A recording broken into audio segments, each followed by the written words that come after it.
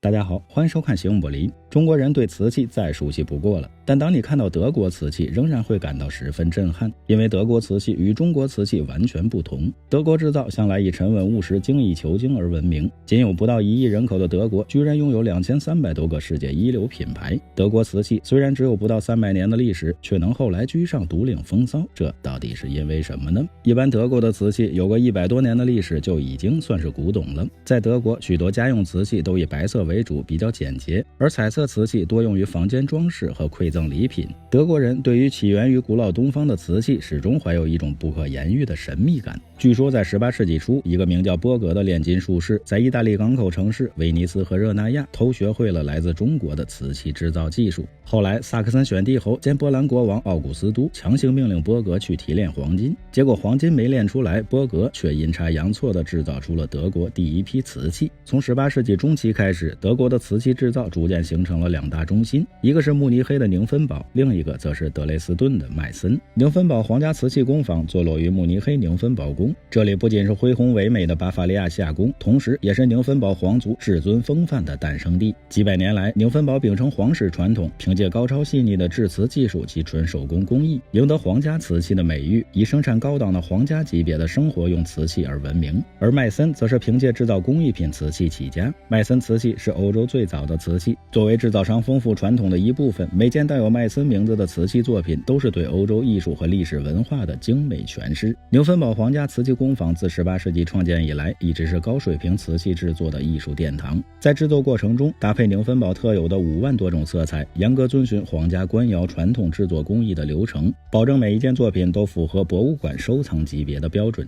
全球的达官贵人、明星富豪都专门向宁芬堡订购婚礼和子女出生纪念瓷器以及家族徽章。宁芬堡80%的产品是预定生产，排单需要3到6个月的时间。宁芬堡的皇家瓷器不但高傲，而且非常昂贵。再看麦森的瓷器，则展现出另一番极致的精美。麦森瓷器多以人物、飞禽走兽、花鸟鱼虫和房屋造型为主，大多取材于德国童话故事和神话传说，场景多来自德国乡村的日常生活。这些瓷器造型别致，刻画细腻，栩栩如生，一丝不苟，色彩过渡自然准确，明显融合了德国传统的雕塑、石刻和绘画的技艺。有的大型瓷器造型复杂、玲珑剔透，上下多达10几层，里外色彩几十种，烧造起来难度之大可想而知。其中最难的是精巧控制如此繁多的釉彩，在多次烧结以后达到预期的效果。然而经过工艺大师们的艰苦卓绝，所制造出来的作品色彩控制的恰到好处，清新流畅，具有超乎想象的震撼力。仔细欣赏德国的瓷器，你会不知不觉被工艺大师们的耐心、用心和倾注的精力与专注所感动。他们的产品可以说件件都是艺术品，处处都渗透着制造者的艺术创造，构思精巧、鲜活灵动，绝无呆板堆砌和简单模仿。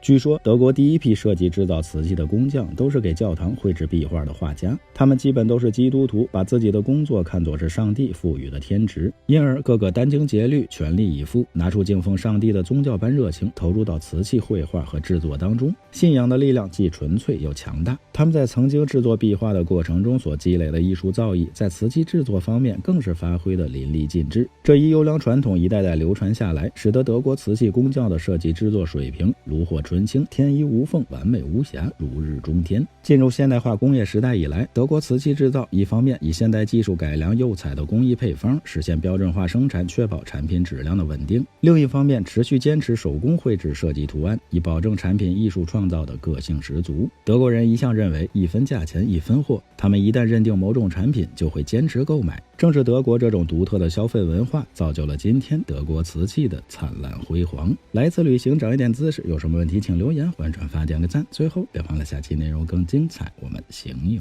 不离。